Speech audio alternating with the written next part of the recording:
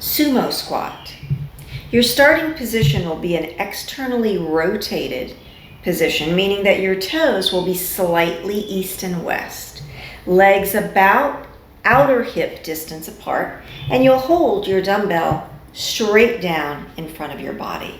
As you bend your knees, you're going to sit back very slightly through your glutes and stand up straight. Your knees are going to head towards your toes and push up. Knees towards the toes, little sit back and push up. Single arm shoulder press. Again, taking a wide stance, belly engaged. You're going to bring one dumbbell up to your shoulder, keeping the elbow close to the body. Pressing that dumbbell above your head, bringing it right down to the starting position and back above your head.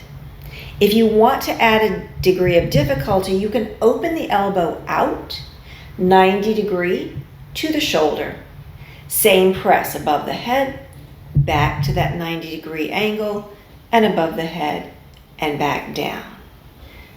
Finishing a full set on one side and then switching to the other side. Double arm overhead tricep extension. Standing in a wide stance for stability, you're going to take your dumbbell, one hand on either end, and take your arms above your head. Make sure your shoulders are down and your belly is engaged so that your back is protected. Bending your arms to a 90 degree angle, straightening the arms back overhead. As you bend, you want to make sure that you try to keep the elbows as close to your head as possible. You don't want them to flare out. That involves too much shoulder. You want to really focus on your triceps, the back of the arms. Elbows are narrow. Every time you bend the elbows and press above your head.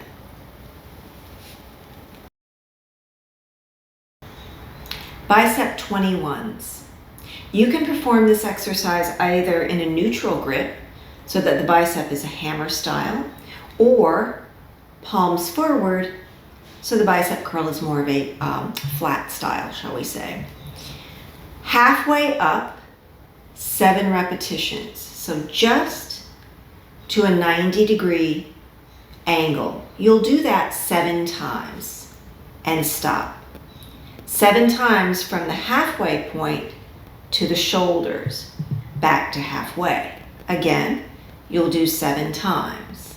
At the end of the 7th one, arms straighten, and you do 7 full range. So 7 just half, 7 half to up, followed by 7 full.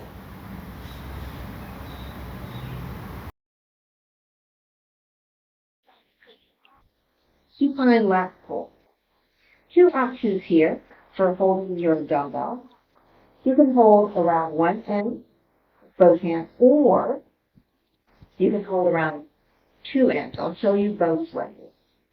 You'll walk back and take the weight above your chest. Belly engaged, shoulders are down. Elbows are as straight as possible. As you take the weight behind your head, and pull the weight back above the rear cage.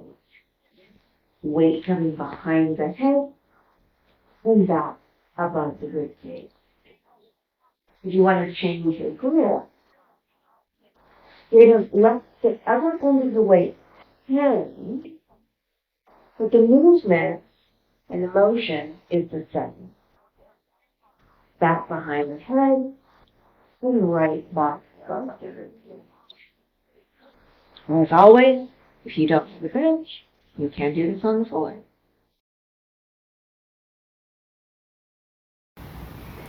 Narrow chest press. You're going to take 2 weights to your chest. I want you to press the weights together slightly as you roll back and bring the arms above your chest. Keeping the weights pressed together, you're going to lower them to your chest with your elbows close to your body and press back up. Elbows sliding right past your ribs and back up. Close, press. Close, press.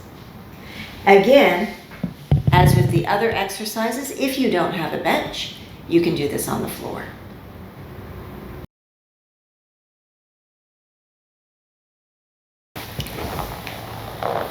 Side plank.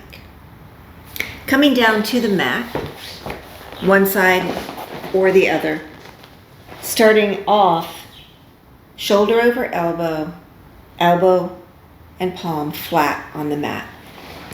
This is the version if you are new to exercise. You're going to leave both knees where they are here and just lift the hips away from the mat, trying to pull your waist up away from the mat.